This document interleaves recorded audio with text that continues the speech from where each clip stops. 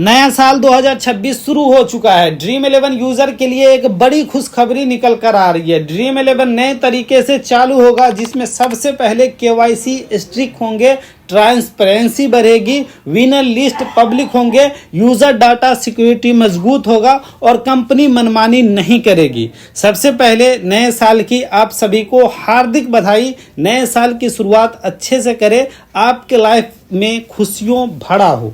नया साल 2026 शुरू हो चुका है और नए साल के साथ एक सवाल हर फैंटेसी खेलने वाले के दिमाग में घूम रहा है कि क्या ड्रीम 11 वापस आएंगे, क्या ड्रीम 11 का मनी कॉन्टेस्ट फिर से चालू होगा या फिर ऑनलाइन गेमिंग बिल के बाद सब कुछ हमेशा के लिए बंद हो चुके होंगे।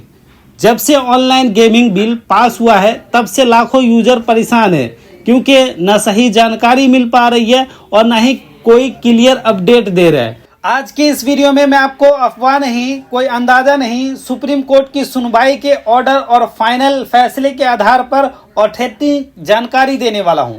तो वीडियो को अंत तक जरूर देखिएगा और वीडियो को लाइक करने के साथ चैनल सब्सक्राइब कर लीजिए और साथ में मेरा टेलीग्राम जरूर ज्वाइन करना, जहां आपको लेटेस्ट न्यूज अपडेट तो मिलता ही है, साथ में ग्रैंड लीग स्मॉल लीग की फ्री में टीम भी मिल जाती है। जाओ इसी वीडियो के डिस्क्रिप्शन और फर्स्ट कमेंट में मेरा टेलीग्राम का लिंक है, वहां से टेलीग्राम जरूर ज्वाइन करना। सबसे बड़ा सवाल है कि आखिर मामला इतना बड़ा क्यों बना। सबसे पहले यह समझना जरूरी है कि ड्रीम 11 और मनी कॉन्टेस्ट का मामला इतना बड़ा क्यों हो गया।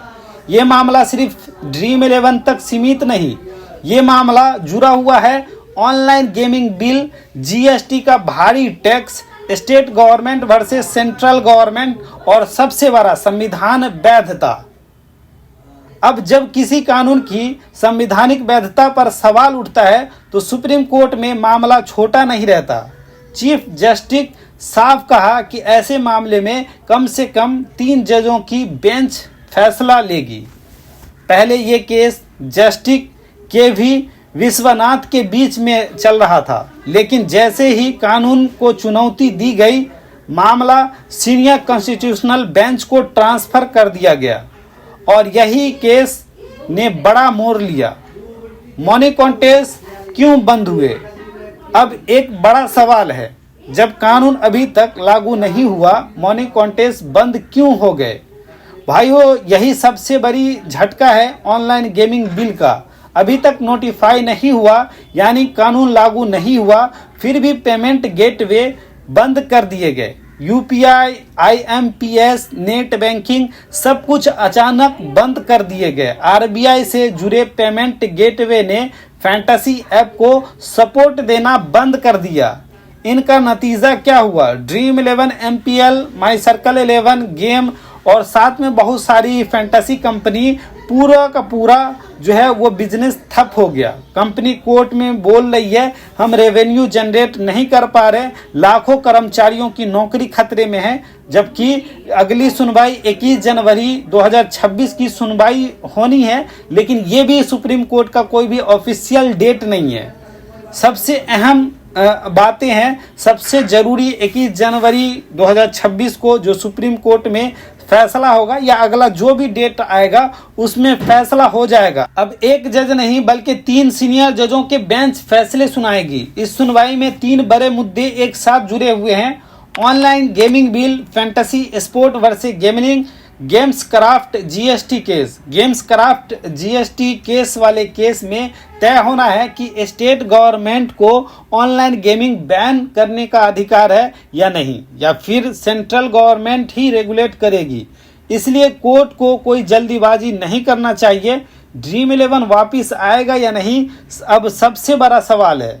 2026 में ड्रीम 11 वापिस आएगा या नहीं?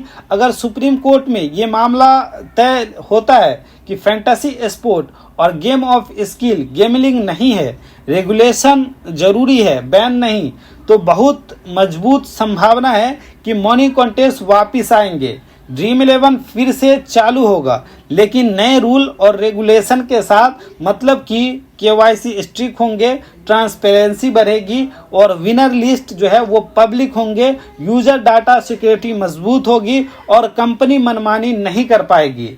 लेकिन अगर फैसले उल्टा आया तो चीजें जो है तो लंबी खिंच सकती है। सरकार क्या चाहती है? अब बात करते हैं सरकार की सोच की। सरकार साफ बोल चुकी है स्कैम नहीं होना चाहिए, ब्लैक मनी नहीं होना चाहिए, यूथ एडिक्शन नहीं होना चाहिए। लेकिन सरकार ये भी जानती है कि फैंटेसी स्पोर्ट एक बड़ा इंडस्ट्री है, लाखों लोगों का रोजगार जुड़ा है, डिजिटल इकोनॉमी जुड़ा सेक्टर है। इसलिए सरकार कंप्लीट बैन नहीं बल्कि स्ट्रॉन्ग रेगुलेशन चाहती है। मतलब कि सरकार भी इसमें जो है कई सारे नियम में बदलाव करना चाहती है, लेकिन इनकी वापसी जरूर करेगी। मेरा पर्सनल ओपिनियन है गेमिंग लॉ बनाएं, रूल्स बनाएं, जीएसटी कम कीजिए, ट्रांसपेरेंसी लाइए, लेकिन फैंटेसी स्पोर्ट बंद मत कीजिए। अगर फैंटेसी बंद हुआ तो इलीगल प्लेटफॉर्म बढ़ेगी, स्कैम और ज़्यादा होंगे।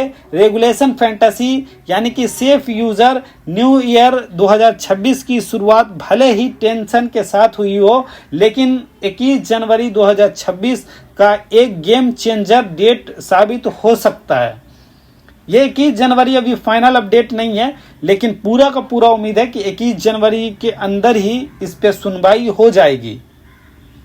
आपको क्या लगता है, ड्रीम 11 वापस आएगा या नहीं? सरकार को क्या करना चाहिए? कमेंट में अपनी राय जरूर लिखें। वीडियो पसंद आया हो तो लाइक, कमेंट और शेयर जरूर करना, और साथ में चैनल सब्सक्राइब जरूर कर लेना। मिलते हैं नेक्स्ट वीडियो में नेक्स्ट अपडेट के साथ। तब तक के लिए थैंक यू।